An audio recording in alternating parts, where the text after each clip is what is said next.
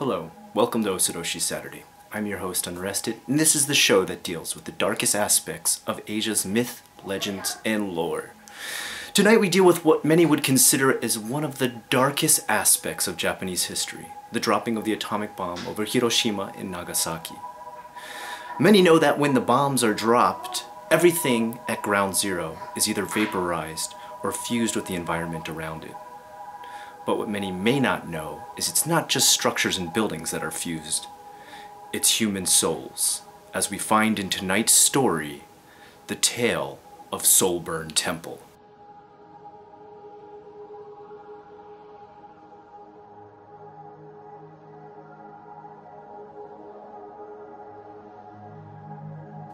My day started as any other, browsing through a list of the newest paranormal buzzings around most parts of Japan.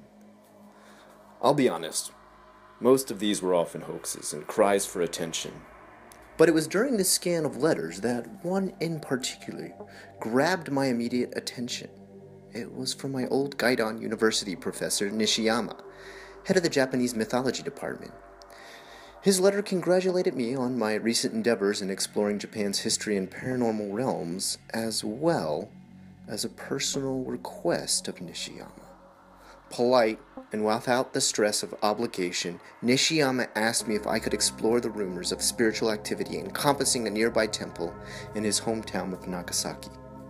Without even finishing the message, I immediately reserved online tickets for the Shinkansen out to Nagasaki and left that very same day. I have always valued and respected my educators, and knew that although I could never truly pay Nishiyama back for the priceless information he had taught me over the years, I could, at the very least, do him this one small favor by investigating an area his now aging body would no longer allow him to travel to. 15 minutes after arriving in Nagasaki, I began following the directions leading me to the newly rebuilt temple's location.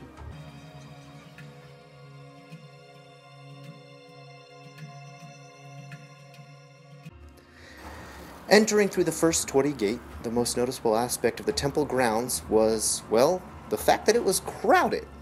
Crowded with tons of tourists and local practitioners of the Buddhist and Shinto faiths, respectively. Almost all of the sites I investigated were virtually ghost towns or populated by hermits who rarely left their houses to walk the streets, so this was an entirely new paranormal environment for me, and one that puzzled me as to how there weren't loads of paranormal sightings recorded within a perpetual influx of large crowds. This being said, I realized I needed to read the professor's email in whole to fully understand what I had gotten myself into, and how I was to, quote-unquote, trigger the sightings of spirits said to be lurking in various places around the temple. Lucky for me, the ever-wise Nishiyama had listed step-by-step instructions of how to open a sort of spiritual oculus into the world of hauntings that secretly layered over these holy grounds. To clearly explain the process I was instructed to execute, I have relisted the professor's steps verbatim. Number 1. Arrive before 11:01 a.m. Number 2. Walk the grounds of the temple in a clockwise motion while going through the following motions in this order. Wash your hands at the Shinto fountain at the East Torii Gate.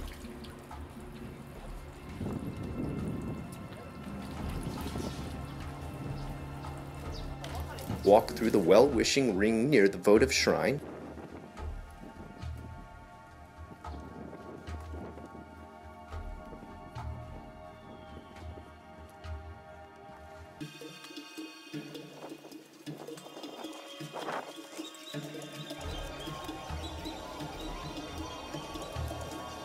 Spin the prayer wheel under the A-Oni and Un-Oni.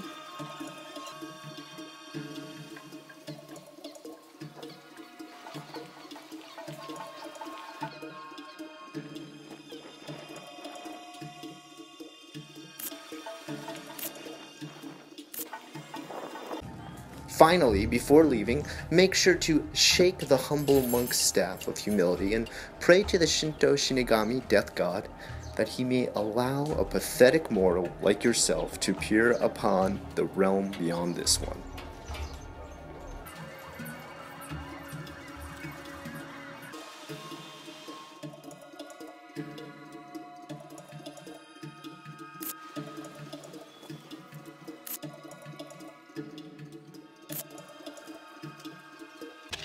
Leave no later than 4:44 p.m., out of respect for the dead and the death god.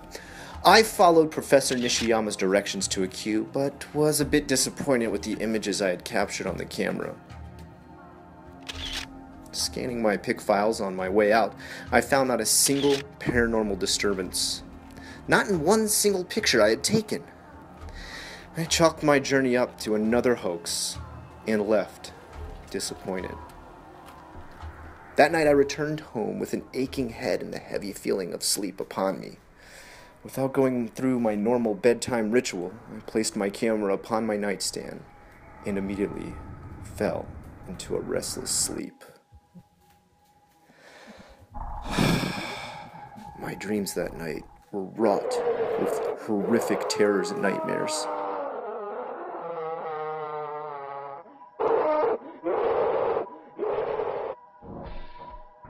Tortured screams split through air raid sirens as whistling bombs leveled crumbling lands around me.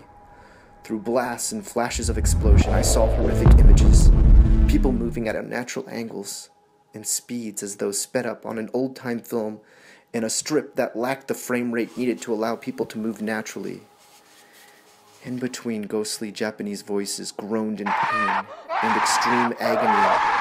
Flesh fell from their bones in melted chunks. Mutilated visages and limbs cried and reached out to me in suffering tones. Alas, there was nothing I could do.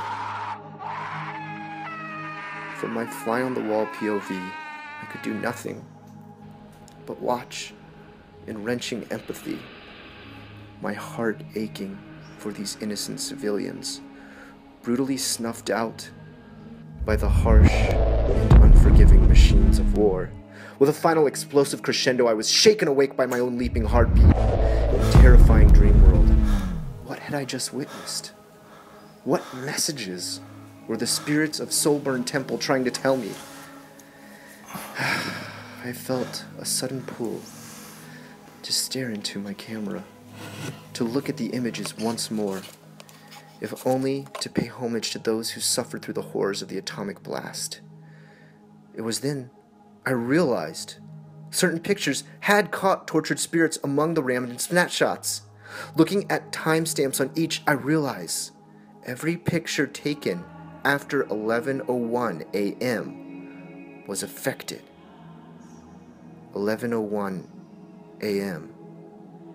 The very second the bomb had hit Nagasaki.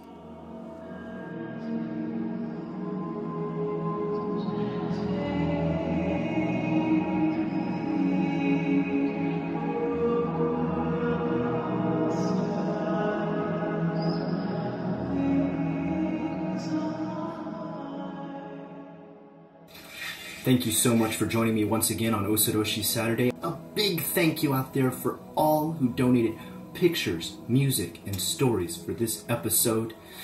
As always, we welcome anything and everything you have to give to the show and would love to continue to raise the quality with your stories, creepypastas, urban legends, and tales of Asia. Until next time, I'm your host, Unrested, taking you to the darkest realms of this world and beyond.